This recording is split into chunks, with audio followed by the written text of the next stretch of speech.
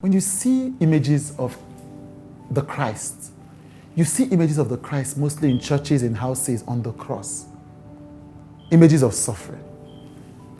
Which is remarkable because the Christian Bible says that Jesus is the resurrection and the life.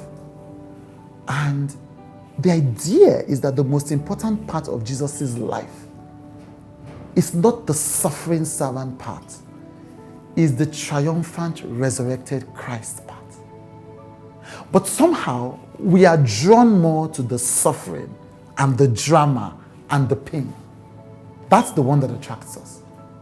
It's like how people take what the Buddha says about suffering and people begin to fetishize suffering. But the Buddha never said suffering is good. The Buddha said suffering is part of life. So when we suffer, we should suffer with dignity, and we should not let the suffering overwhelm us. We should accept suffering with ebullience as a part of the human condition. But many people take that to mean that, I've heard people say, the Buddha says, suffering is crucial.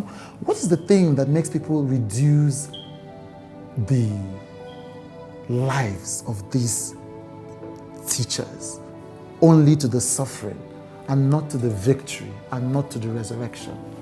But it's an important question to ask yourself.